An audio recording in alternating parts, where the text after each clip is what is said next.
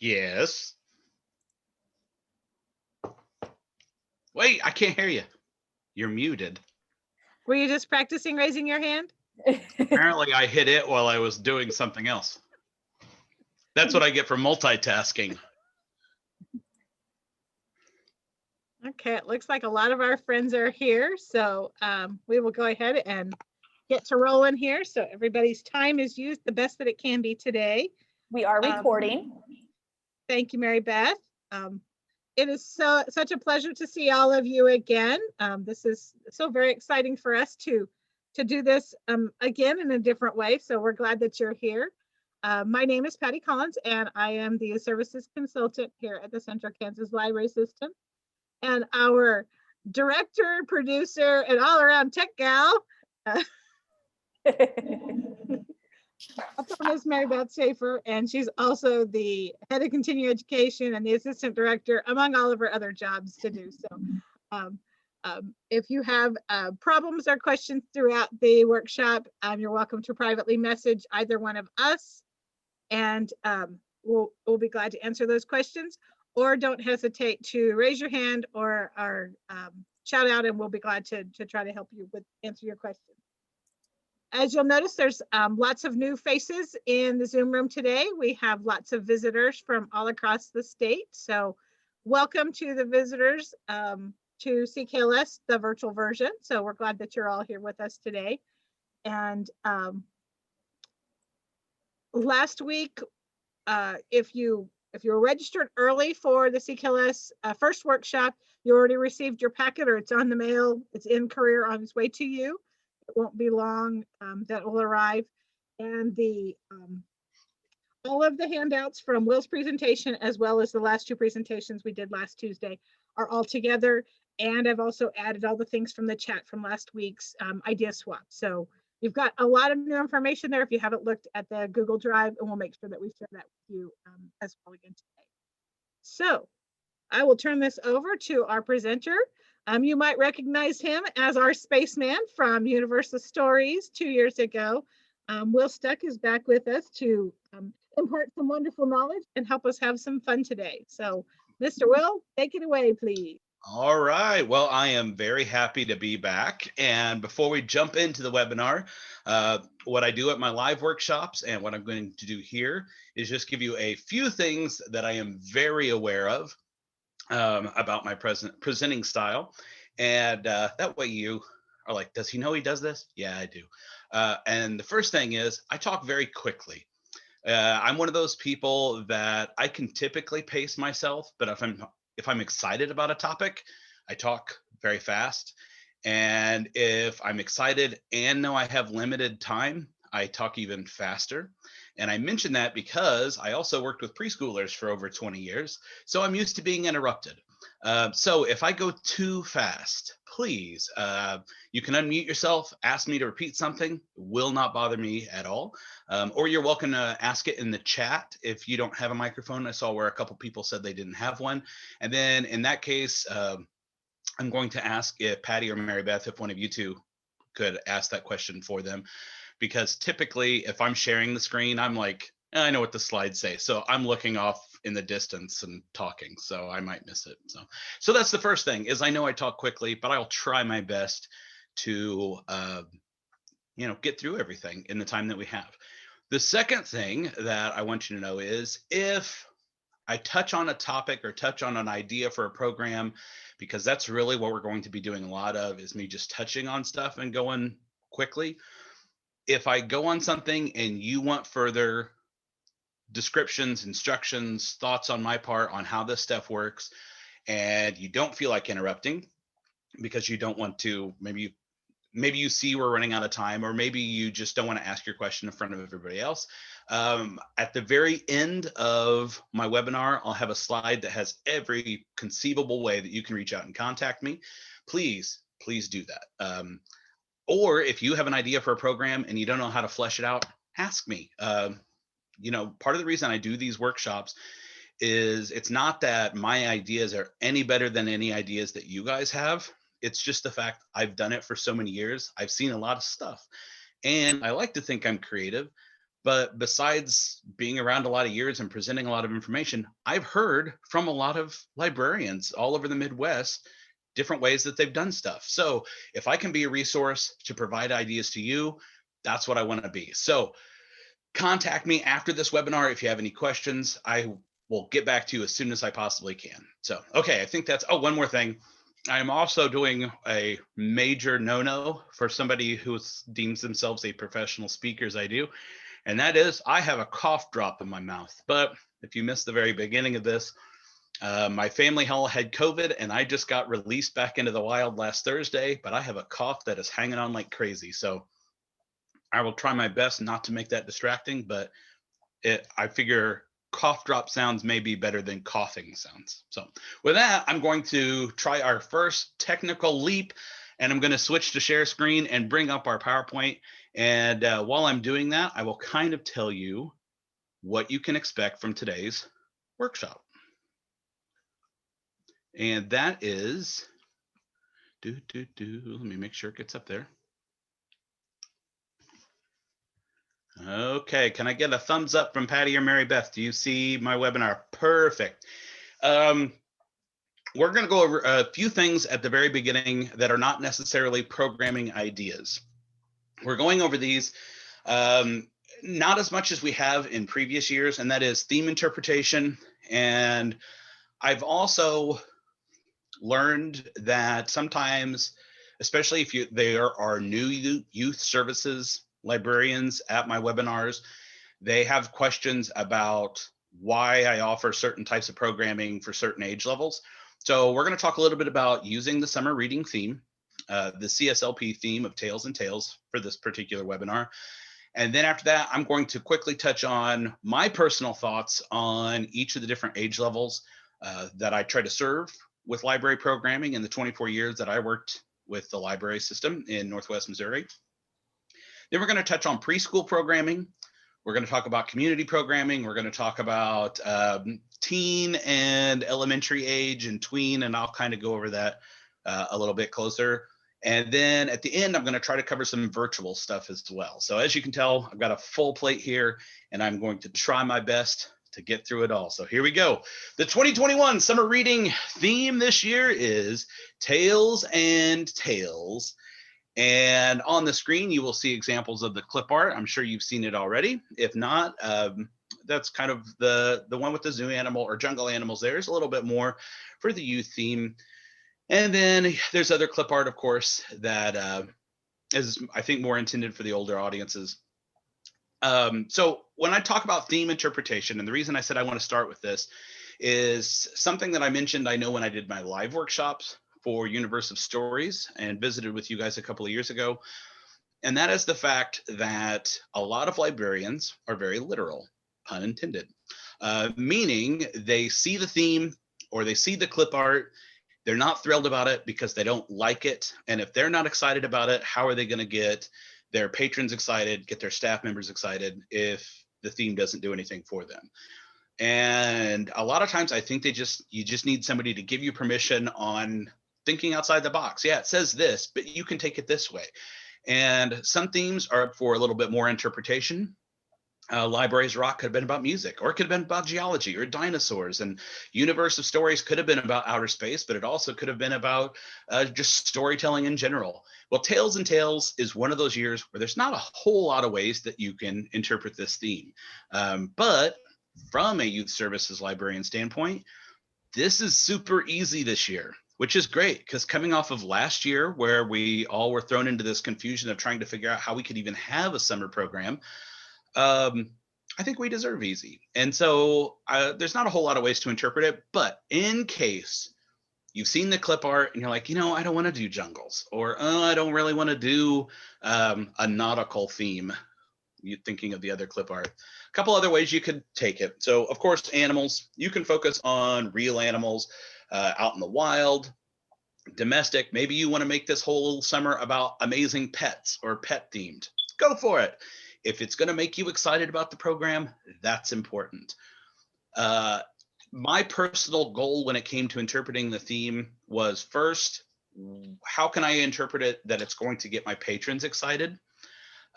However, what I found is Most of the time, the patrons didn't care. Unless for some reason you're known in your particular town for, I don't know, for instance, the outer space theme with Hutchinson when I presented in Hutchinson. Yeah, that makes sense. Maybe they would really be excited about focusing on outer space and their patrons are because of that museum that was there. But the kids that come to your summer program, most of the time it's not the theme that gets them in the door. The theme is, but if you know it will, interpret it a different way. The next group that I think you should try to interpret the theme to make it exciting for is your staff members, because we all have those staff members that when summer reading rolls around, they just sigh heavily and are like, ugh, summer reading. But what I found is if you can get them on board and excited about the theme, then they actually are your frontline advertising and PR, and they're more likely to talk about your program. So if you know interpreting the theme a different way is not going to get your patrons excited, but you can think of a way to take it that's going to excite your staff, go that route. If you don't think they're going to care, then you go what's going to make you happy, because we all, when we're more excited, it rubs off on other people. So animals, of course, like I said, that's the basic one, but we could also focus on imaginary animals. So you could talk about fictional creatures, animals in mythology and fairy tales. You could just do crazy made up imaginary monsters kind of things. Cryptozoology for this summer might be a fun way to take the theme, especially for older kids. And when I say crypto, for those of you that aren't aware, that's like Bigfoot and Yeti and let's see. Every state in the United States apparently has their own cryptid that's associated with the states. Missouri's is the Missouri Momo, which is like a swamp ape Bigfoot thing. I think I saw Kansas as some sort of sandworms. I can't confirm. I'm thinking that. Is anybody? No? Well, whatever. But focusing on cryptozoology, if you're thinking, well, that might be a really fun and different way to take the theme, go for it. You can find ways to interpret the theme. If it's going to make it fun for you to do multiple versions of this, really, the main reason I have this up here is that you don't feel like you're pigeonholed into my summer has to be about this because this is what the manual says or this is what the clip art shows. Do whatever you want. You want to focus on animal conservation? Go for it. Okay, that was my quick touch on themes. I didn't want to dwell on that a whole lot, especially because, again, there's not a whole lot of ways you can really interpret Tales and Tales. So programming goals. I told you I would tell you about my personal programming goals.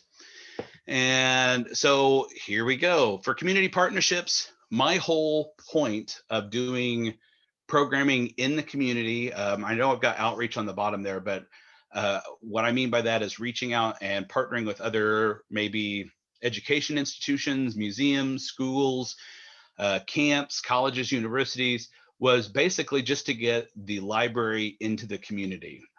If you were at the workshop that I did for the Universe of Stories, you may or may not remember that I had a mantra that I try to live by when I did all my programming, and I still firmly believe in that, which is that I feel that libraries should be a part of the community, not a place in the community.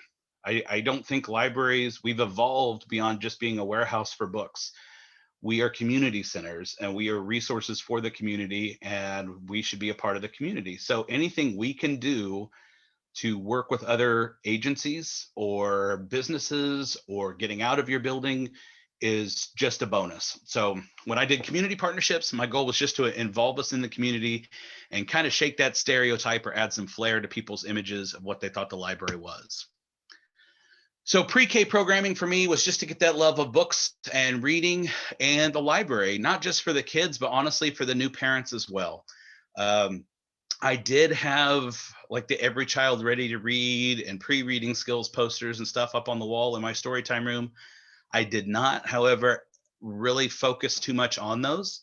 I was always a big fan of let me demonstrate, and hopefully the parents are picking up that I'm doing some cool stuff that they can do at home without getting too preachy about pre-reading skills.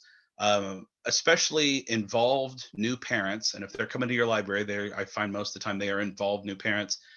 They're taking in all the stuff that they really should be doing with their kids. So they've gotten the flyers from hospitals and seen how much they're supposed to read to kids.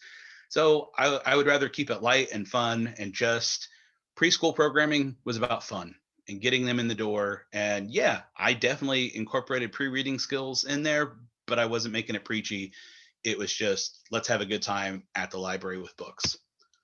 Now, when I did elementary age programs, my goal was just to show them I was starting to introduce nonfiction, because up until that point, a lot of my, kindergarten and younger were just getting picture books. And I wanted to start showing them that you can learn about anything in the library. And so besides just for book recommendations, if I did programming, it was a lot of times classes to teach them stuff. And it would tie into crafts, or tie into science, or tie into art.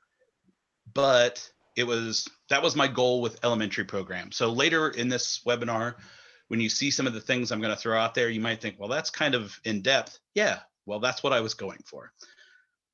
Tween and teens, it is basically just to keep the library from being forgotten. Hands down, the most frustrating programming that from what I hear from most librarians is programming for teens.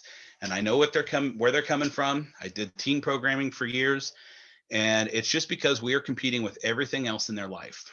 And if we're competing with everything else in their life, they can have every intention of coming to your program, but if their friend calls like 5 minutes before they're going to leave and come to the library for something, you're probably going to lose. And that can be frustrating for us, but we have to realize that teens are doing this because it's where their brain is developmentally. They're learning social skills. And so they're wanting to be socially accepted. So while programming for teens can be frustrating, my main thing that I want to get across is don't give up on them. We're going to talk just a little bit about different things you can do to help maybe retain some of your teens for programs. So a lot of my teen programs, especially, I would hear back from people who said things like, well, what's that have to do with books or reading? Well, nothing really, but we're a public library. So if you're going to force me to show you a book tied into it, I could totally do that. But that wasn't my goal. My goal was not to have something specifically for teens that tied directly into a book, like it was maybe for the elementary age programs. I just didn't want them to forget us. Family programs kind of ties into the same thing with kind of a mesh of all three of those things, really. As far as passive programs, and I count displays and decorations as passive programs, it's basically, again, just to add flair, shake up people's conception of the library, make them pause and want to hang out in your building a little bit more. And then the last thing, outreach, again, just makes us part of the community. So when you see these upcoming programs I'm getting ready to dive into, because now we're going to start going quick. If you're thinking, wow, he's not as fast as he said he was going to be. Yeah, we're getting into that. When you hear those ideas, this is where my mindset has always been when it comes to programming. And summer was always my favorite time to do programming. And it was because with kids out of schools and families looking for things to do, I saw it as the library's time to shine. And so it was programming overload for me. And I absolutely love summer reading, and so thrilled that I get to still talk about my love of summer reading to librarians. So here we go. Let's talk about community partnership ideas. So if you're looking for some different community resources to reach out to for possible partnership for this summer for the Tales and Tales theme, here's just a few you might consider. Maybe reach out to different state agencies that work with wildlife and see if there's anything that they can offer. I know with the pandemic, especially in Missouri, the Missouri Department of Conservation has cut down on a lot of their, like they used to have what we might call concept kits that they would check out to libraries. And they've kind of helped, they're holding those back for now, just, for safety reasons. But I also had our local state conservation agency provide me with like wildlife posters or frog song CDs that I could play at programs. So you never quite know what an organization can offer to you until you ask. And so these are just places that you can reach out and ask if they can maybe help you with some sort of programming, or maybe even some giveaway stuff. If they've, I don't know, maybe if they've got swag pencils that they would normally give out at a fair, but they can't go and do the fair because of the pandemic, maybe they'll give them to you to give to your patrons. Okay, so state agencies is one thing you can reach out to. Also think about U.S. Fish and Wildlife and see if there's anything that they can offer. If you want to go more approachable animals, therapy dogs are actually quite fun. I had a lot of success with a reading pups program at my library. It was kind of touch and go at first, but once it got established, it became very popular. And that was every Saturday at my library for 2 hours. A bunch of therapy dogs would hang out and kids could come and read to them. And there's a lot of accredited organizations that handle that. Pups is one regional for the Midwest. I'm not sure how far out into Kansas they go, but if you know anybody that has a therapy dog, ask, see if they have some connections. Maybe if you're interested in getting a reading pups program started at your library, or just a program maybe just to educate the public about the importance of therapy dogs and the different types of therapy dogs might be fun. Animal shelters, we're going to jump to that one in the middle before I go over to colleges and universities. Kind of along the same lines with the pets tie-in for as far as the theme interpretation goes. I was at a library in Iowa, I think it was. Yeah, it was in Iowa or Northeast Missouri, doing a summer show a couple years ago. And as I was wrapping up my show, setting up outside their library was the local animal shelter. They were doing a pet adoption event at the local library. And this was a couple years ago when the theme had nothing to do with animals, but this summer does have to do with animals. So just an idea for maybe a one-off event. If you've got a local animal shelter that occasionally does adoption events, maybe contact them, see if the library could host one. Police department, honestly, that could be any working dog. Same with the therapy dog kind of information. Having a program, I loved, if you get around, if we, knock on wood, get to the point where we can have a lot of in-house programming or have some in-house programming this summer, reaching out and seeing about having some visitors to Storytime is fun. Police dogs are a bit iffy because they're kind of hands off, but I've also had farmers that have brought sheep to Storytime. I can't even remember what the event was. I had somebody who brought an ox to the library. They had to stay outside though. And that was awesome having an ox at the library. But and then somebody brought some Texas Longhorn cattle through for some Oregon Trail event we had one time. So anyway, reaching out and finding working animals to come in is kind of a cool thing to do. Now, colleges and universities, I have that on there. I know it's summer that we're talking about now. And when it's summer, colleges and universities, if you've got some in your area, they may not have a whole lot of students there, but you never know. If you're looking for possible volunteers to help you at an event, there could be enough students hanging around in the area that a lot of sororities, fraternities, and art clubs and organizations look for volunteer opportunities. And you never know if they can provide somebody to help you out at an event if you're hosting one. Also, I like colleges and universities for potential programming help. So one summer, I really wanted to have a science program at the library. And while I could have done it on my own, I knew that sometimes science teachers have access to cooler stuff than they sell to librarians, which is probably for the best, even though I'm one day am going to get my hands on some sulfur hexafluoride, but whatever. But I contacted the chemistry department at our local university, and for $50, they came and did a science show. And the science teacher loved it because it's them getting to pretend that they're Mr. Wizard and or Beekman's World or Bill Nye and get to do fun science stuff. So again, they just have additional resources that, they often get forgotten in areas. But yeah, there's students that are looking for volunteer opportunities, clubs that are looking for volunteer opportunities, and possibly educators that have resources that they can offer to you. Now, one more thing before I leave this screen. Actually, two more things. First thing is this. There's other things too. There are other community agencies you can reach out to and talk to about partnering with your library for summer stuff.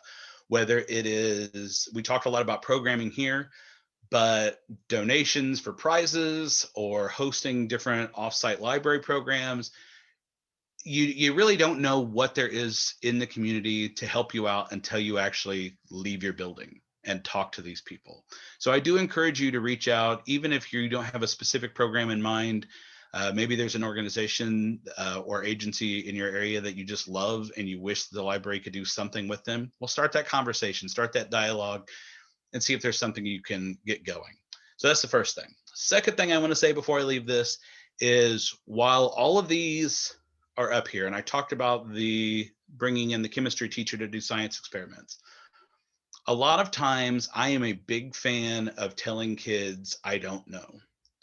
So, for instance, I do a science. In fact, now that I don't work for the libraries, one of my best-selling school assemblies and library shows is one where it's like almost half the show was science experiments. Well, I'm an arts literature guy. I am not a math sciences guy, but I did like Beekman's World, and I did like Bill Nye and Mr. Wizard and all those fun things. And the year that the summer reading theme was Fizz Boom Read, I wanted to do a lot of science stuff. Well, I couldn't afford to pay to bring in even $50 for that university professor to come in and do stuff. So I had to learn my stuff on my own. And if I could tell the kids, I don't know, but I learned how to do it out of this book on the shelf. Whether it's science, I now know how to knit because I had a bunch of teens that wanted to learn knitting and I didn't know how to knit, but I got some library materials that taught me how to knit. Telling them you don't know and then you learned it out of a book validates your job, your library, your collection, books, reading, library materials. So that's all fine and dandy, but occasionally it is nice to bring somebody in. So even if you're somebody that's like me that loved to learn it and then tell them, hey, I learned this out of this book, sometimes it's nice to bring in an expert just because, to shake things up and make things more interesting. Okay. So with that being said, preschool programming. I only have maybe like 3 slides and only one with a bunch of information to show you as far as preschool programming goes. And there is a reason for that.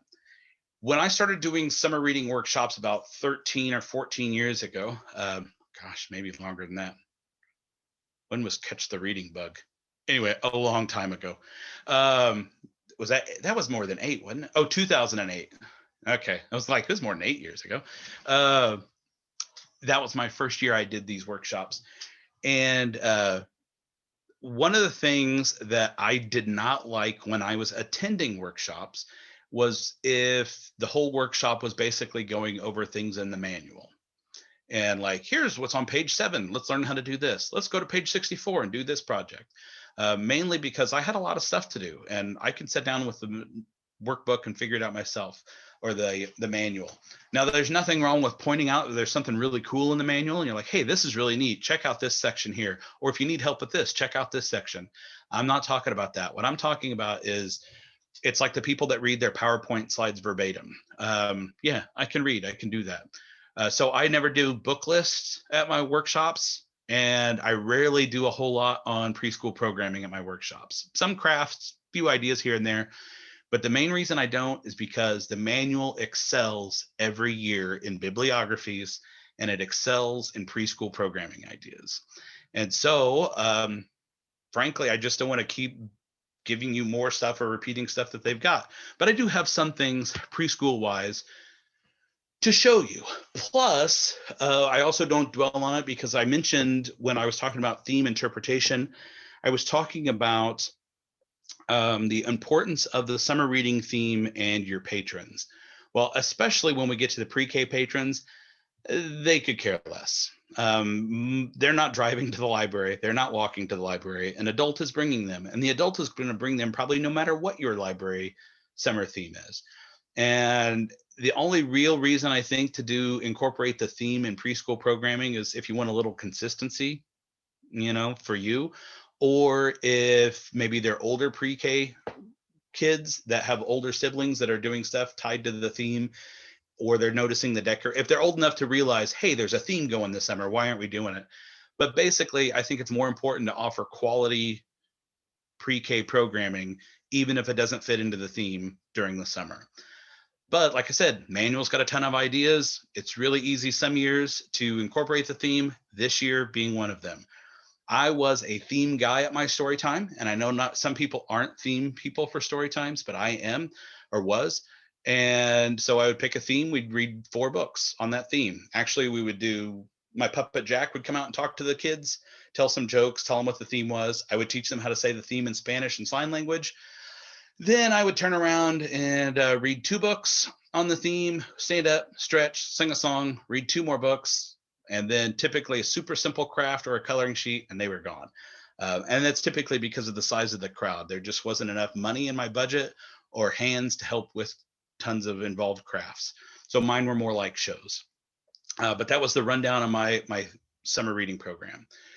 And a lot of times my themes were animals. So really, to do 8-9 weeks of a summer theme all about animals for pre-K would be super duper easy. But here's a few things that I just wanted to throw out as possible ideas for you for this summer. And the first one is itsy bitsy variations. So I actually am one of those people that likes spiders. And I had a pet tarantula that lived in my office at the library, a Chilean rose hair tarantula for the longest time. And Drist was his name. And he would come out during library tours and I would terrify everybody, and mostly the moms that were on the the field trip. But I love doing spider story times. There are a lot of fun crafts. Does itsy bitsy or do spider stories fit into the summer? Of course they do. Well, I mentioned that I used to introduce the story time theme for that week in Spanish and in sign language. And that is because I tried to do bilingual story times and they failed miserably. What I found was the demographic I was aiming for to show up at the library for those programs, transportation was an issue, or if it was between coming to the library for a story time or going to work, well, going to work is going to win, obviously. And so, they failed. And then I did some stuff for National Deaf Awareness Week and realized the importance of ASL. And so I decided to take the Dora the Explorer approach to Spanish and sign language, which is I would introduce the themes and how to say those with those words. And then throughout story time, I would just substitute the word either in Spanish or in sign language. Well, when we did spiders, one of our favorite things to do was to sing the Itsy Bitsy Spider. And when we sang it, we would sing it in English the first time. And then the second time we would sing it, but instead of saying the word spider in English, we would just say araña, which is spider in Spanish. So I didn't teach them the entire song in Spanish, just the word araña.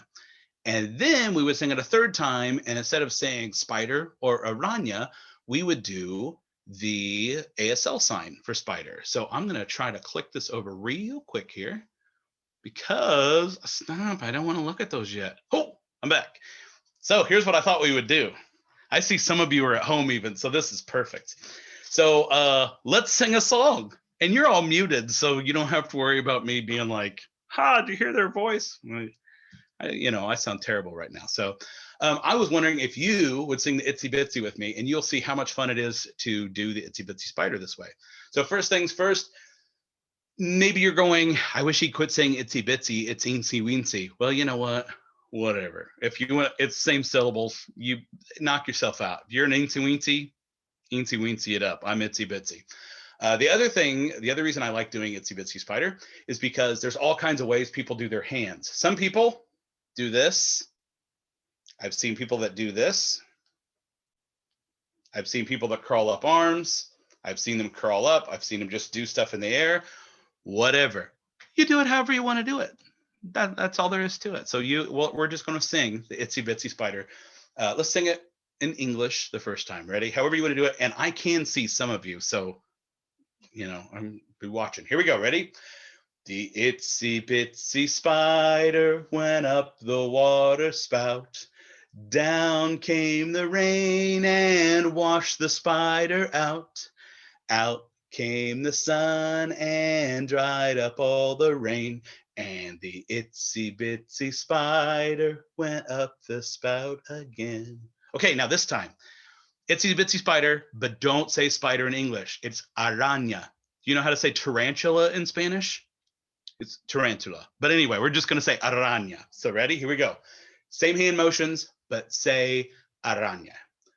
The itsy bitsy araña went up the water spout. Down came the rain and washed the araña out. Out came the sun and dried up all the rain. And the itsy bitsy araña went up the spout again. Okay, now this is where the kids would start laughing because this one, people normally mess up. If you mess up, so it's up to you. Start over if you want. Make a big deal out of, oh, I can't believe you did it. We got to start over one more time. Everybody will be giggling, but what you'll find is people will start messing up on purpose. So we have to restart it and restart it and restart it. So that's a slippery slope. But here's your ASL for spider. You're going to cross your wrist, one on top of the other one. Just do that. So I don't want to hear spider. I don't want to hear araña. I want to see that. Okay, so here we go. The itsy bitsy went up the water spout. Down came the rain and washed the out. Out came the sun and dried up all the rain. And the itsy bitsy went up the spout again. So anyway, it's really fun. It's really simple. Definitely fits in with this summer's theme. So that's my itsy bitsy variation. And if you have other ways of doing, or if you know some other Spanish, I definitely recommend trying it. All right, go back to my other screen. Oh, there we go. Okay, so one of the handouts that you got, speaking of spiders, was for, I should have just left the screen the way it was. Anyway, there was a handout with instructions on a spider frame. Now, if I ever did crafts at Storytime, it had to have been fast and it had to have been easy. Again, just be based on the number of people that were there and supplies necessary. And I'm going to go ahead and flip it back out again. And I liked making spider frames. I saw it in a Missouri Conservationist magazine long time ago. And it's basically craft sticks and you just kind of glue them together. This is the 7-stick design that is on your handout. And I just colored it with some marker there. There's also the 5-stick, which is basically making a square and having a stake going in the ground. The whole point of this is basically if you make one of these and put it in your plants outside your home, there's a real good chance you could have some spiders move into your area, into your spider frame. And so my kids and I've made them with varying success, depends on the time of year we put it out, honestly. And it's kind of fun to make something at Storytime that's more than just a coloring sheet that goes on the refrigerator. The kids could actually take this home and there's a real chance that maybe a garden spider or something will move into it. But again, super duper simple. You could buy the rainbow color craft sticks if you just don't want to bother with coloring them even. But this is what on the handout that I was mentioning. So while I've got this up, I'm going to go ahead, but we'll try to get through a couple other yeah, we can do it. So there's also a swinging monkey handout that you had. And this is kind of super simple. But what I found is preschoolers are like cats. The simpler the thing you're giving them, the happier they are. Give them a box. They're thrilled. It's normally if we get them something really expensive and complicated or whatever that again, they'd rather play with the box. So keep it simple. One of the handouts is for a swinging monkey. It is essentially a monkey on a coloring sheet. You color him and cut him out. If you've got volunteers, you could have them cut that out for you. And then you take 2 bendy straws and you bend them like that. You've got the narrow ends. And this is also a nice fine motor skill. But basically, you just tape the hands on. And then when you twist the ends, your little monkey swings back and forth. And is it silly? That totally is silly. But to hear a bunch of little kids giggling as they make their monkey spin around and around and around. I guess technically, if you were really complicated, you could make these out of fun foam. But just copy paper works. It's nice and floppy and works pretty good. So when you see that on a handout, that's what that is.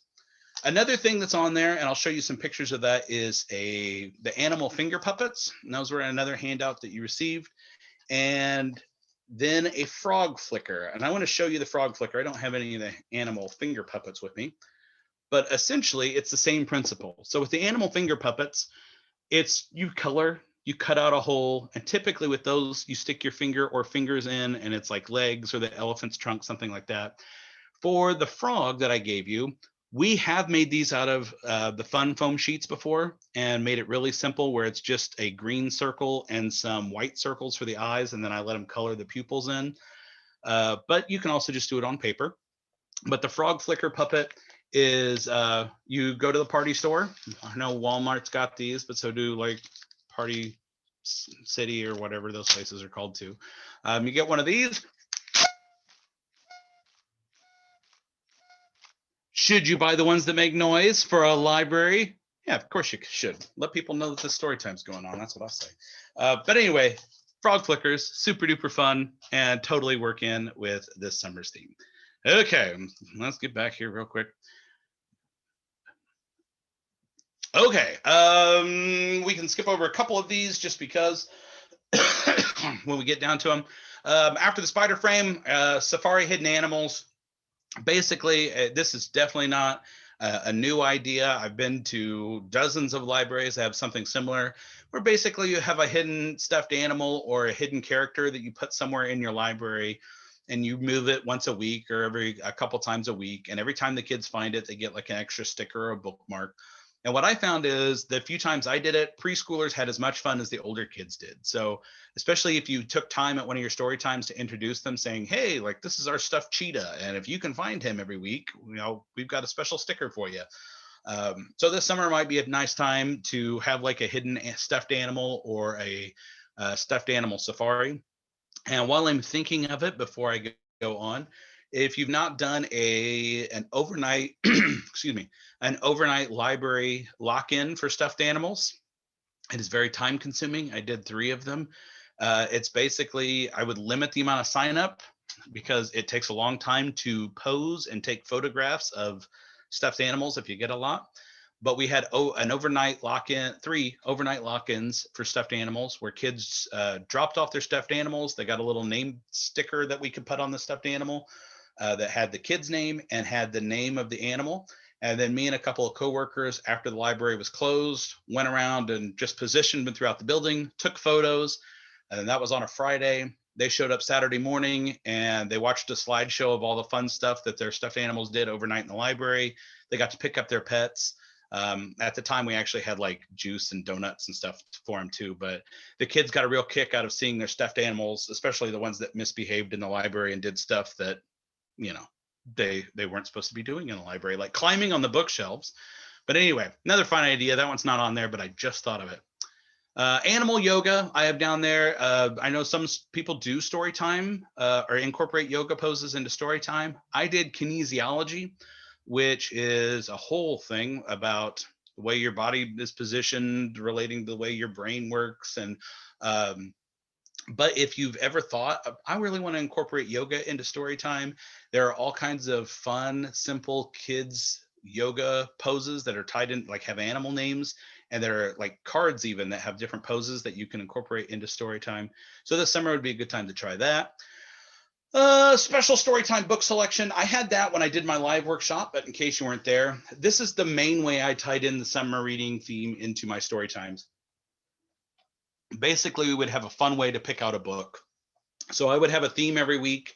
3 books fit the theme. And then before story time started at the beginning of the summer, I would pull like 20 of my favorite story time books. And then we would just have a special way at each story time that a kid got to come up and choose the 4th book. And the way that they chose was somehow tied into the theme. So the year that it was Make a Splash, I took an old aquarium, painted waves on the inside, took some die cut paper fish with paper clips on their mouth, wrote the titles of the books, took a dowel rod, fishing line, and a magnet, picked a kid at the end of the story time to come and fish out our special book. We also did where, when it was dig into reading, we had a planter box with brown shredded paper that looked like dirt. I made carrots out of fun foam, wrote the titles of the books on the carrots. Kids got to come and pick a special book out of the garden. So if you really don't know how you're going to work the theme in, finding a special way to pick a book at story time would be a fun way to do it. For this summer, I thought it might, if I was still doing story time at a library, I would probably be tempted to make a peacock on the wall, and they picked a feather off the peacock, and on the backside of the feather had the name of the book. So handprint bunny, there's a handout for that. Finger puppets I talked about, frog puppets I talked about, swing puppet monkey I talked about. So here's a picture of the finger puppets, because after I got done talking to Patty about doing this workshop, I actually saw online where somebody, it looks like a librarian based on that first picture, made patterns similar, and they actually made them out of felt and sewed them together. And that's great. So if you were going to do this with older kids, you could totally do those same patterns and make them out of felt. But this is the idea behind the finger puppet handouts that you received. One other thing that I just recently, as in like this weekend, came across on Instagram was this. I thought this was just kind of a clever little fun thing to do. It's just a nature frame where you can go out and I think for little kids, like especially the butterfly, I think that's just a real fun idea to kind of get outside the house and add some color to your butterflies on your own. Okay, so elementary, tween, teen programming. I don't have a whole lot to say about elementary before we jump into the program ideas, other than if you recall, if you were at the live workshop I did a couple years ago, you might remember me saying this, but I don't like at my live workshops and really in my webinars either, if I can help it, presenting my information as these are for elementary age, these are for tweens, these are for teens.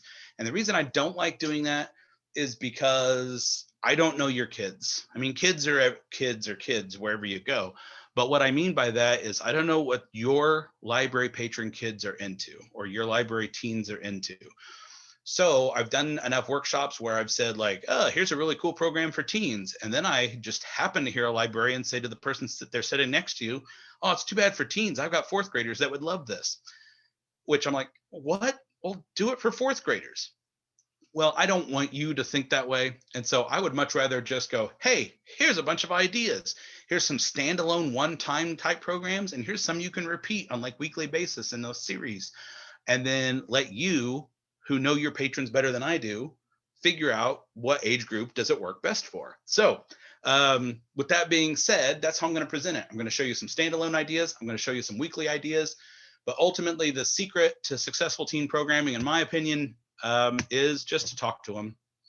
So while your elementary age kids are probably your kids that are coming to the library anyway, if you do something on a topic they like, maybe you'll get new faces in. But with teens, just talk to your teens. My best example of this is I mentioned the knitting. I had a bunch of teens that came through that wanted to learn how to knit when knitting was popular with teenagers about 10 years ago or so. And so I learned how to knit to teach them how to knit. And I had a group of teens that were all about crafts, and my program numbers were great for teens. And then all of a sudden numbers started dropping and I couldn't figure out why. Well, it's because I quit talking to them. And what I found was the new teens that were coming in were not about crafts. They were about like events, like movie events at the library and things like, and parties at the library, lock-ins and stuff like that. So talking to your patrons, especially your teen patrons, I think is the key to having successful programming for them. So here's some weekly program ideas. I'm gonna go quick. Here we go. A junior naturalist club. Now there's a couple different ways you can take this. When I say weekly, I typically did like Mondays at 5:30 or something like that for 6 to 8 weeks or however long I wanted to run it during the summer. We had a lot of success with these weekly programs. And with the weekly programs, while I don't like to attach ages to them, I realize that because we're competing with everything in teens' lives, it is harder to get teens to show up for series programs because now instead of asking them to come to the library once, you're asking them to come multiple times. And so while you know your teens best, if they'll do it, great, do one of these weekly things. I understand that's probably going to be more your elementary or tweens. But for junior naturalists, you could take a conservation angle. You could learn about different biospheres. You could learn about endangered animals, and you could do crafts. So it could be like an education plus crafts tied into it. You could also make a cryptid club. So I mentioned how every state has their own cryptid associated with it. And I could see where a lot of kids and possibly even teens might be interested to show up once a week and learn about different, monsters and cryptozoological creatures from around the world or around the country. And then again, you can always just incorporate a craft with something like that as well. Also, art clubs. That seems to be the one that no matter how many times I offered it, kids showed up for any kind of art club where each week, whether it was learning about a different artist or you picked one theme and each week you did a different project relating to that theme. And this summer with animal art, there's all kinds of ways you could take this. We're going to see some examples later of like the painted river stones, but learning how to draw cartoon animals, learning how to draw realistic animals, learning how to photograph animals. But you could do a whole series just about animals and art. And I think that that would be, like I said, art always seems to be a draw for kids. Teen advisory group, of course, that one and the volunteer club is probably more intended for tweens and teens. I have teen advisory group up there. I could never get one to work at my library. However, the library systems that I always looked at jealously because their teen programs were out of this world, they all had successful teen advisory groups where the teen, besides just talking to the teens, they let the teens actually plan their programs. And then they also, a lot of them had volunteer clubs where teen volunteers came in and helped not just with library stuff, but the library was kind of like the hub where they met, and then they did volunteer activities in their community. Again, I never had success with that. And I think it's because my library was the only destination library in town, meaning nobody could really walk to us. I mean, they could, but they wouldn't because we were off of a major highway and whatever. Whereas the neighborhood libraries, they got those kids. Those kids did hang out after school, and so they were there to talk to them about advisory stuff, or they were invested in the community. So volunteering was something they were interested in. So if you're looking for something for your teens that's or how to get them engaged, consider starting a teen advisory group and or some sort of volunteer club. A couple other weekly or series type programs that might be fun: role playing groups. And if you're one of those, I know some communities, there are people who get upset if you do, I don't know, like Dungeons and Dragons type role playing, even though it's just improv for nerds. And I should know because I am a nerd who loves improv and I love D&D. But there's nothing wicked about it at all, other than the amount of caffeine consumed at a D&D session. But if you're hesitant to do a role playing event at your library because of possible, pushback or something from certain people in the community, I recommend thinking outside of Dungeons and Dragons, because there's all kinds of them. There's a Redwall series of D&D. So if you are familiar with that series, I mean, that's nothing but animals. And I've seen some that are similar to the Guardians of Ga'Hoole, although it wasn't called that, but it was like Everybody's Birds. And that's, again, if you're really wanting to force it into the theme. But role-playing groups are fun. Totally fits for this theme. Pokemon is still huge. It's still huge. I mean, Pokemon Go has kind of fluctuated in popularity since it came out, but the trading card game still is huge. The video games are still huge. The anime is still huge. And it totally works with this Tails and Tails theme. I mean, they are pocket monsters. They are creatures. A lot of them have tails. And if you're thinking to yourself, well, you've said these last two and I know nothing about them. Well, you can either do two things: learn or find somebody who does. Asking your staff, maybe if you've got staff who normally doesn't do programming, but they're really into Pokemon, have them help you with a program. What better way to get your staff invested in library programming? And if you just like the idea of games, having something where once a week or once a month, you just have like different board games set up at your library, and having a board game club is another idea for a weekly program. Okay, let's jump through some standalone programs quick. So this first thing, a toad house, but you notice I also have /fairy house. So this past summer, one of the biggest complaints, well, not one of, I mean, it was a complaint. It definitely wasn't the biggest complaint that I heard from librarians from this past summer, was they had some really good programs that they were hoping to do, and they couldn't do them because of stupid old COVID. Well, guess what? We talked about how the summer reading theme can be interpreted for imaginary or fictional creatures. Do those crafts and activities you wanted to do last summer, do them this summer. So make fairy houses. And if you don't want to tie it into fairies, call it a toad house. Bada boom, bada bing, super easy. One of the handouts you have is for a Cartesian diver. I'm a big fan of, even though I told you I'm not a math science guy, I do love learning cool science experiments and science tricks, and kids love them too. And honestly, there's some you can do that tie into animals. Like you can get owl pellets for a program and dissect owl pellets if you want. There's companies that sell those, but that, going to cost money. But this particular one is just a very simple experiment on buoyancy and air pressure, and the handouts are there. And this is the one from the workshops I've done so far where people are like, I don't get it. Okay, it is a couple of paper clips attached to part of a bent straw, My little squid lost an eye. It's at the bottom of the thing. After a few months, he lost an eyeball. But basically, there's air trapped inside that little bent straw. And so now he looks like a little squid.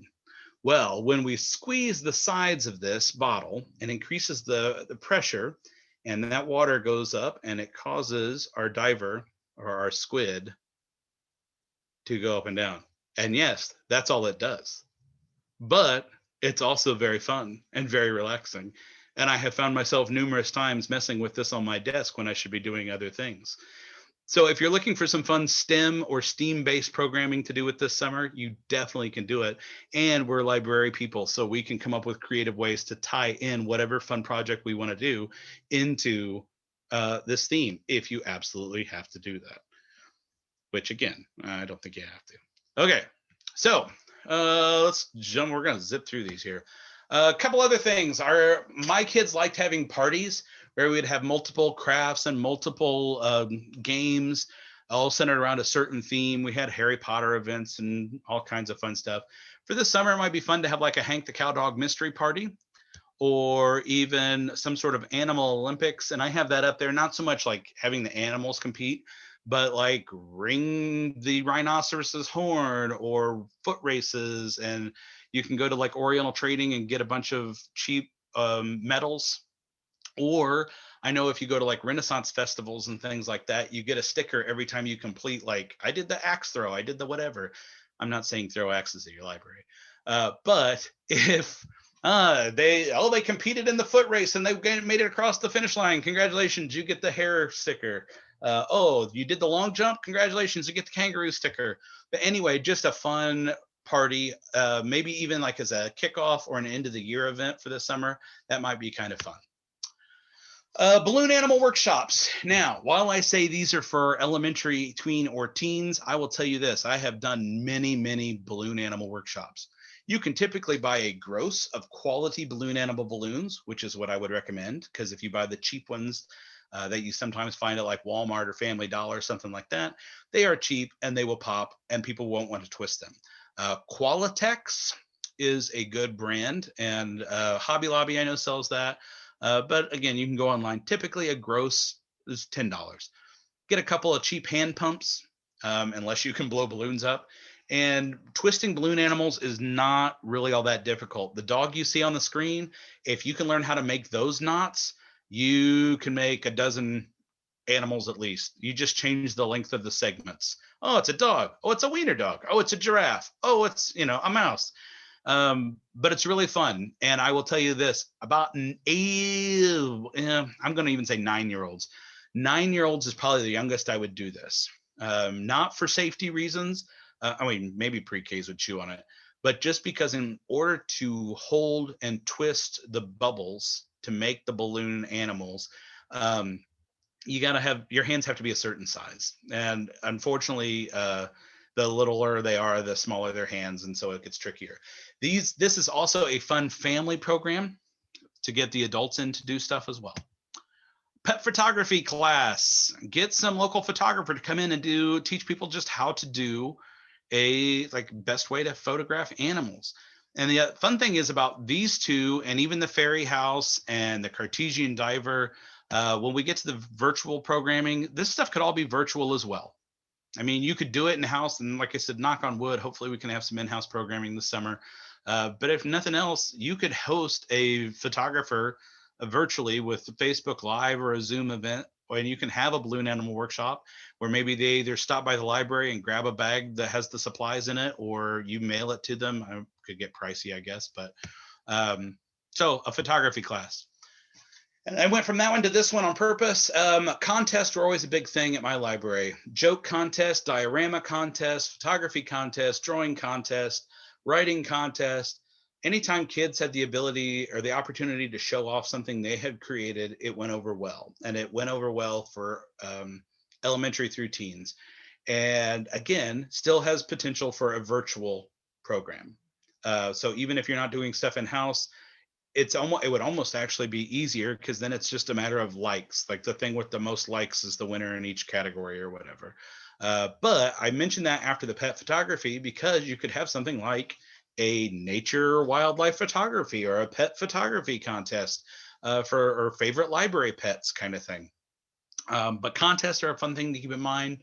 Now, I've never made felted animals, but boy, they sure look fun. And I went down a Pinterest rabbit hole when I was looking at these, I tell you. But my wife says I'm in the middle of about 5 other projects that I started during the summer, and I haven't finished half of them. And so, yeah, I'm told no felting materials. So whatever, but you can go down that hole. And it looks pretty easy. And most of those kits that I've seen are for ages 7 and up. So it might be kind of, those are, and just look how cute those are. Those are adorable. Birdhouse or bat house building. Now, anything time you're building stuff, you're going to require supplies. Well, you know what? When I talk about community partnerships, this is what I'm talking about. Local hardware stores, Lowe's, Home Depots, Westlakes, Ace Hardwares, whatever, reaching out and just seeing if they would help. I know that they've probably dialed back, but like Lowe's every Saturday used to have a free craft class, whether it was, wooden toys or birdhouses or bat houses. But you could easily learn how to maybe partner with somebody like that to help you, if nothing else, like if they donated half the supplies and you bought half of them. But something like that would be fun. And bat houses are cool too. I mean, bird houses are fun, but so are bat houses. Painted river rocks, if you've done any of the kindness rocks, it's just a fun little craft. And there's all kinds of examples on how to paint rocks to look like animals. I really like the look of the river rocks, and these guinea pigs are too cute not to use as my example. So you could do storytelling this summer. Tails and tails. Focus on the other tails. I don't like animals. I'm allergic. Well, fine. This whole summer's about storytelling. There you go. We have all kinds of resources. Go back and look at old manuals. The One World Mini Stories had a lot of great tips for storytelling activities and programs. Same thing with authors. Maybe focus on writing some stories. Get local authors to come in and talk to your patrons about how to write a book and how to, at this point, vanity press is not the term we use anymore. Self-publishing it is. And since Stephen King started doing it, the taboo that's on it's kind of gone out the window. So it's a popular thing. Maybe get somebody who's done it to come in and talk to your patrons and kids about how to get going on that. The one I'm going to spend the next couple minutes talking on, and I know I already went over, sorry, is entomophagy. So I mentioned the very first year that I did a summer reading workshop was Catch the Reading Bug. And the reason I was chosen to be a presenter is because I went to the Missouri Library Association conference, and I went to a breakout session called Programming for Boys, which is terrible because who cares? But I mentioned that I did a Fear Factor program where we ate dry roasted crickets and we ate mealworms. And I also mentioned how I was fascinated while learning about how if that was safe or not, how the world essentially eats bugs, unless you're in North America or some parts of Europe. But everywhere else, globally, insects are an important part of the diet. And you start looking at nutritional information, for us, it's all just a mental game. And so while I did it the first time as Fear Factor, the second time it was just an entomophagy program. And I talked about all these interesting statistics that I learned. And we made chocolate chip cookies with dry roasted crickets in them. And we made chocolate covered crickets. And we had mealworms and live mealworms. And we had some that were dipped in candy. And yeah, it was really fun. The girls were always the first ones to try it every time I did this program, which was good because if a girl did it, then all the boys felt they had to do it. So that meant participation. But it was a really, the Fear Factor cookbook. Oh, that's nice. That's a good book. But here's the thing with it. It totally ties into the summer, and it's all about shock. And the reason I was asked to be on the Catch the Reading Bug first workshop was because I cooked crickets at my house and fed them to my patrons. And so it works for this summer. It has shock value. You're looking for something different to do. I highly recommend doing an entomology program. My advice to you is, especially if you're like, how do I even cook crickets? Freeze them first. That will slow them down so they're not hopping all over your oven. Dry roast them. Remove legs is good because the legs get in your teeth. With both mealworms and crickets, they kind of taste like whatever they've been eating. So if you buy them at the bait store or the pet shop, they're going to taste like cardboard because that's what their digestive system's full of. So before you prepare them, feed them some fruit. Like have them at your house for 3 or 4 days and feed them apples, bananas, oranges, something like that. It doesn't taste exactly like it's not like a fruit gusher, but it will not taste like cardboard. So if you want more information on that, I can totally give it to you. A couple other fun events, make fun of the movie events. I know I talked about that a lot at my live workshop, like Mystery Science Theater and Riff Tracks, but there's a ton of great, terrible animal movies that would be perfect for making fun of. Uh, so if you've got one more information on that, please don't hesitate to reach out and ask, because it was hands down one of my favorites, and for many years, teens' favorites events that I had at the library. After hour lock-ins, we started with overnight lock-ins, but those are expensive, not only to feed the teens, but as far as staffing hours, because you're asking at least 2 staff members, you and somebody else, don't do this by yourself, to spend the night at the library. So you're looking at 12 hours of their work week spent at the library, which doesn't seem like a huge deal, but in the eyes of whoever makes your schedules, that's a huge deal. So overnight lock-ins can be expensive for feeding, for activities to keep them busy, for staffing hours, but if you can do it, they're a lot of fun. We switched to after hours events because the girl that I hired to work in the children's department with me basically was kind of some weird version of a mogwai, but instead of turning to a gremlin, the boy, she just got real mean after a certain time. So we we were like, hey, what time do you start getting angry? 10:30? Okay, they were done by 10:30, 11 o'clock. But that picture there is from, we did one that was a whole theme, and it was murder mystery night. So we had murder mystery in a box. That is our giant live clue board that I made. And so we actually used current celebrities for the people, like Scarlett Johansson was Miss Scarlet and stuff like that. And Hank Green, I think, was Mr. Green. So it was a lot of fun. If you, again, you want more information on how we organized it, the level, the amount of programming scheduled versus free time, that stuff, let me know. Like I said, passive programming is anything that makes them slow down.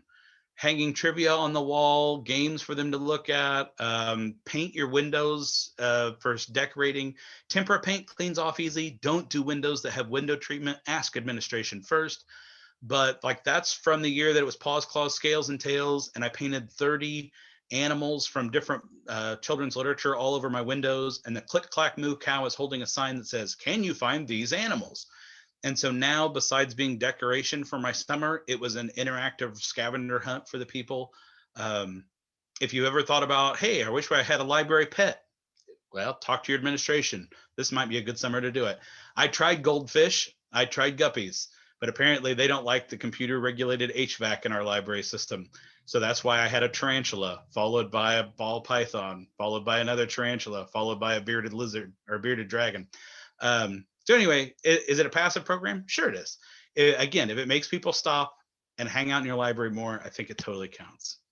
As far as virtual stuff goes, I've mentioned a few things that you can do with the existing programs I've mentioned, but there's all kinds of things. You can offer classes, basically to get people familiar with the different apps and games and that you, or that, sorry, the different databases you have on your website, but you need to utilize different apps that they're using already, like Kahoot. You could host trivia events. The kids, a lot of them are using Kahoot in school, Kahoot, and you could have like these buzz-in kind of game showy kind of events virtually. Virtual author and illustrator visits. I loved having author visits and illustrator visits, but sometimes those are pricey, while they were normally a little bit more affordable if we did them virtually. So this is, try that this summer. You could also do virtual classes, again, where they come and pick up the supplies. Like I mentioned that with the balloon animals, but then they log into a private Facebook group when they drop off the packet, and you walk them through on how to build it. At our local library, there was a lot of success with take and makes, not make and takes like what we're used to, but basically where they just, if it was something that required a lot of supplies, they called and registered for a packet, then came and picked it up. If not, it was just like, come by Tuesday, pick up your stuff. And then they could go home as a family and make the craft. So that whole idea of us still providing resources for families, even on a curbside level, I think is a possibility. And something like that might even go over better, because I don't know about your patrons or your kids, but I have now a 15 and this weekend 18-year-old, And I never thought the day would come where they're kind of getting sick of screens. And so a lot of families are. And so something like this, or something that's going to be a little bit different, rather than just, you know, join us on our Facebook page, might go over better. Photo scavenger hunt around town is a good family fun program. We did that. My wife still works for our local library.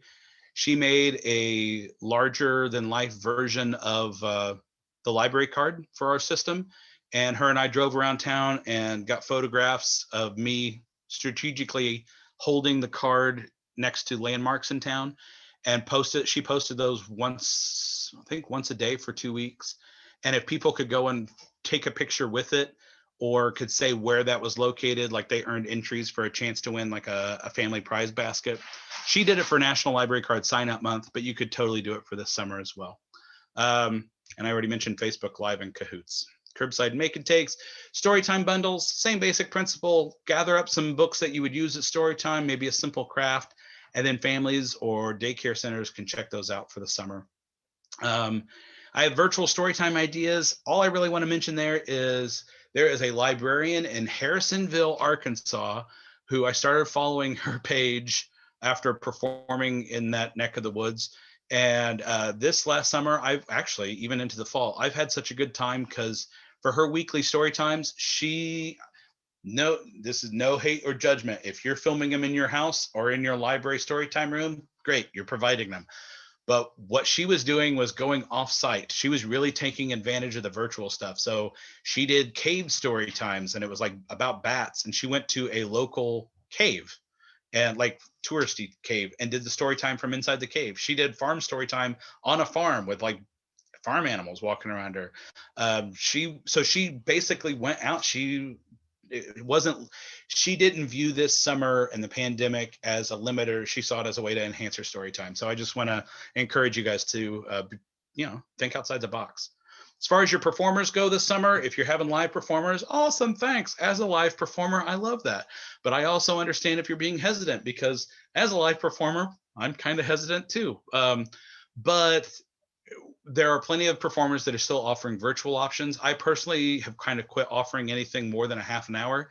It's like a 15-minute show and a 30-minute show, because again, screen burnout, other than a cartooning class, which is 60 minutes. But if you're hoping to have some virtual performers, they're out there, is what I'm going to tell you. Some of your favorites may not. I know a lot of performers who are basically just on hiatus from performing, and they're doing real work. I'm not doing real work. I'm doing what I can. I converted half my laundry room to a studio. I'm making whatever. But there's performers out there. Outreach, whatever. You leave your building, guess what? You just did outreach programming. This is, for me, people that are frustrated and don't understand how to do outreach programming probably feel the same way I do about felt boards, because they look at me like, how do you not get it? And I go, I don't get it. It's felt. What's the fun part? And there's people who are like, I don't get outreach programming. I'm like, what don't you get? You leave your building. But don't be afraid to leave your building. Be part of the community. Do whatever you do in-house. If you can take it in your car and go somewhere and you've got your administration behind you, hey, look, you just did outreach programming. Boom. Okay, Q&A, we're going to skip. I'm going to put up S instead, because I ran long, which I knew I would run long. And anyway, if you guys have any questions, that's a dog, and she needs, Meg, be quiet. Your Muppet is right on cue, isn't he? Yeah, they were doing so good in their kennels. Anyway, but reach out, please. If you have any questions about anything I said, I know I talk quickly. And there's probably stuff that you were like, what were you talking about with that? Please. You can contact me on my website. There is a contact form on the page, and it actually works now, which is nice. My website is willstuck.com. Go figure, nobody had that one. Willstuck@willstuck.com. If you just want to email, facebook.com/thewillstuck, instagram.com willstuckstory, twitter.com willstuck. I'm on TikTok now, but I've only made one video and I don't post a whole lot, but you're more welcome to join me there. Oh, and I'm on LinkedIn, but I still don't know what to do with that one.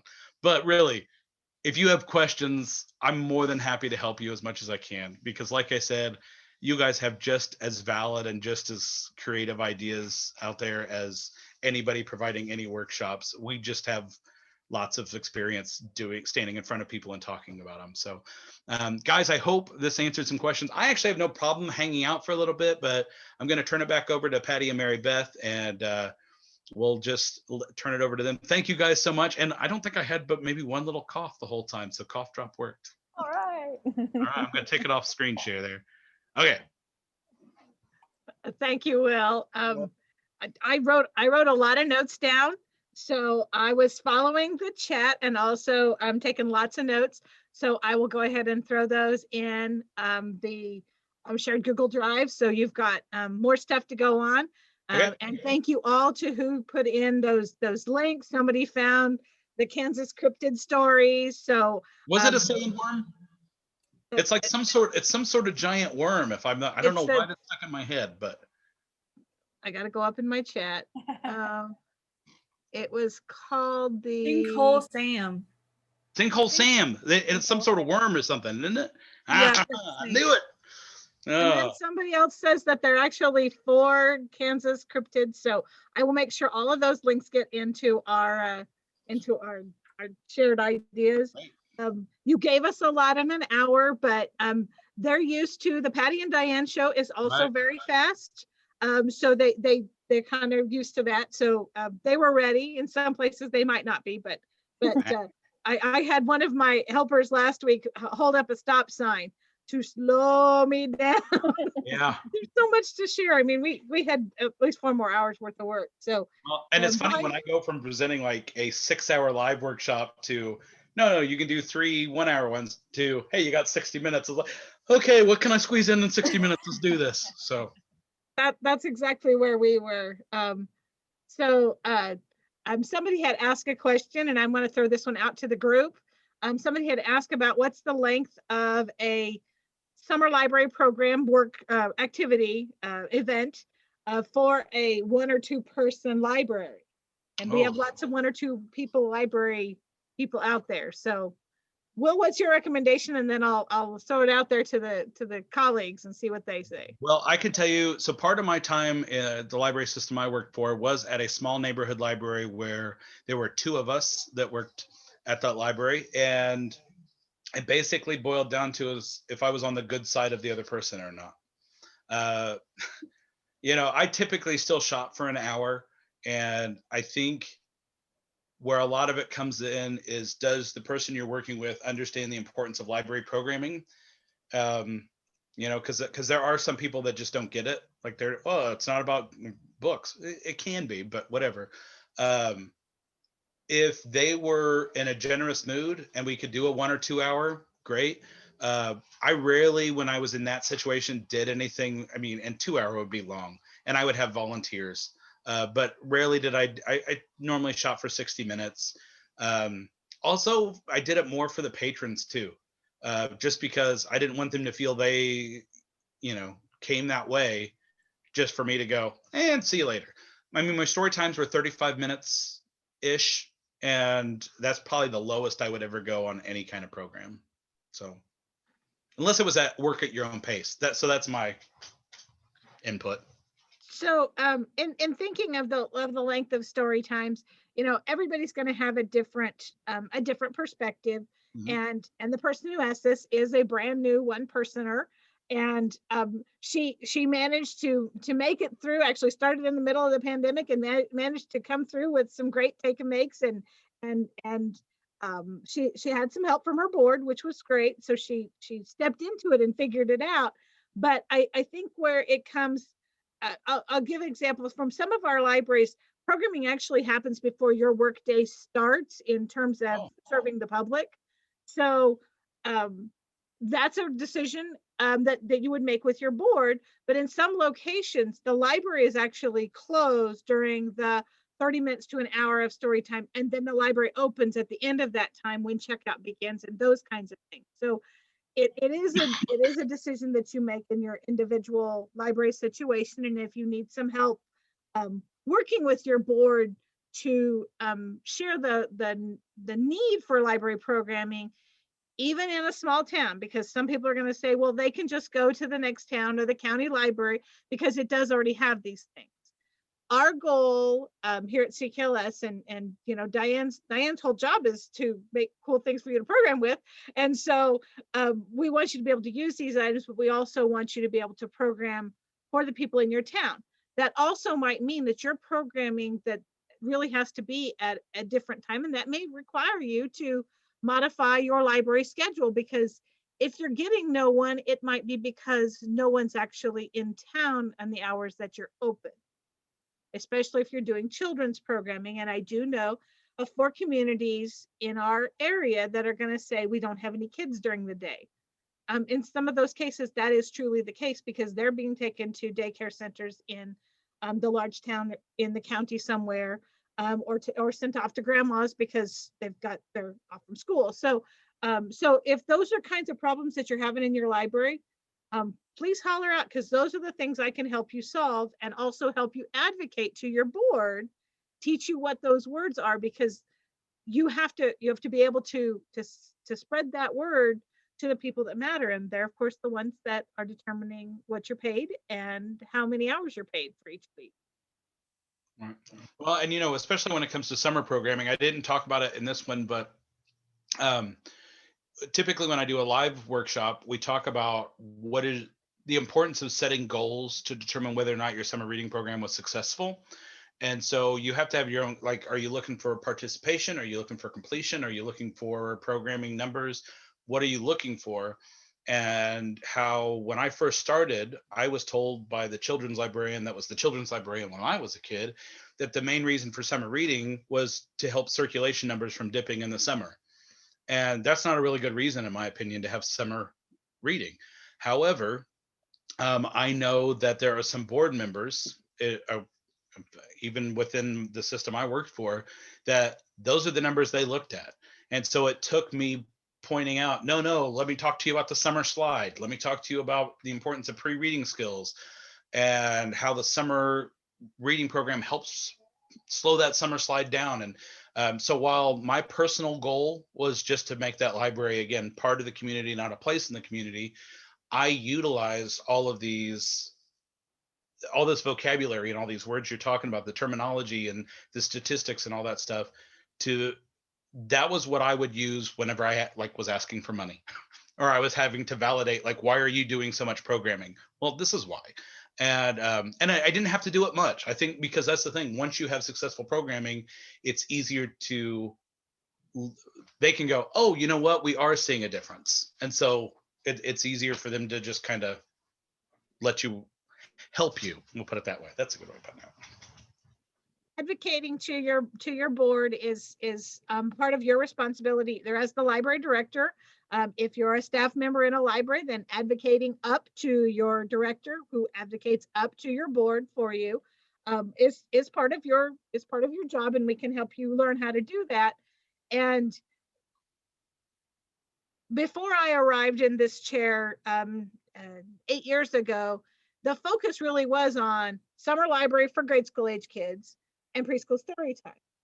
And you've noticed, if you've had a chance to view items in our collection, or had a story time trading or a visit with Diane or with me, you've seen that the items in the collection aren't just puppets and felt boards anymore. There's STEAM kits, and there's art kits, and there's a whole variety of materials that will help you do your program. And this is that opportunity for that plug. And Diane's not here, so I'm going to speak for her for just a minute. There's a whole lot of stuff here that will help you in your programs. And of course, there's a minimum of it. There's some of it that is limited right now because of COVID, but those things are relaxing just like they are in your library. But no other system in the state of Kansas has the wealth of materials that are sitting in this building, that are provided for your public library and for school libraries in our area. Those are the only people who get to borrow this stuff. And so that's the reminder that you don't have to do it all alone. And I appreciated Will saying 2 things that you've heard me say, but I can't reiterate enough. The ideas don't have to come from somebody sitting on this side of the presenter screen. Don't have to come from Will. They don't have to come from Patty or Mary Beth or Diane, although we have some things to impart and some things to share. And they don't have to come from that manual. You have ideas that are worthy of sharing. And we saw that in a very robust idea swap last Tuesday. We wanted you to stay on for hours because you were just getting going when it was time to close up. And that made us sad because you were finally starting to talk. And it takes a little while. Once you're in a room together, that's easy. But here, this is a little harder. So you have ideas. And sometimes you have to be brave. And sometimes you might send a private message and say, this is cool. The other thing is, this is the easiest time in the history of libraries to program because Will said it. I fell down the Pinterest rabbit hole.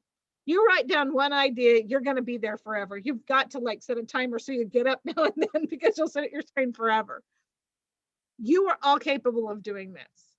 Well, and if I can interject, you're right. Besides Pinterest, there's so many, I've said it before, and it sounds, I know it comes across patronizing sometimes, but I don't mean it that way. It's so easy to be a children's librarian now as far as coming up with programming ideas, because it used to be Copycat Magazine, or you saw it yourself, or you saw it at a conference. Then it was Pinterest. And now, like every social media platform, there are dozens and dozens of social media groups where it's just librarians sharing ideas. And like, I think that's the beauty of attending workshops, whether they're virtually or in person, is it is this hive mentality, and we all realize we're working for the same goal.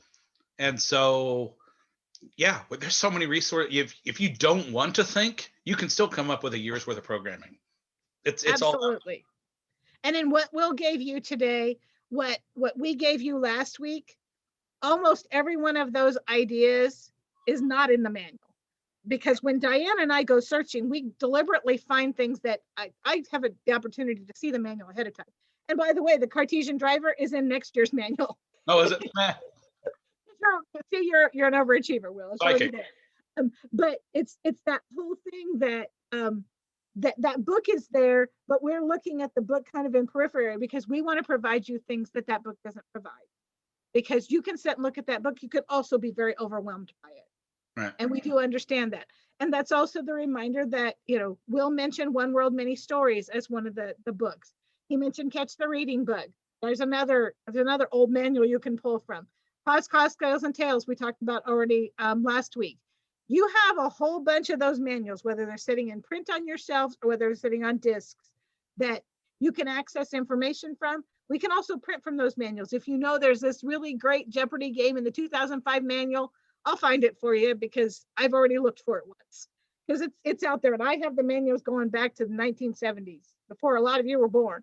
So, so we thank you all. The discussion in the chat, I've recorded all of that, and we'll make sure that we get those ideas in the Google Drive. And I know I've reached out to Will for ideas before.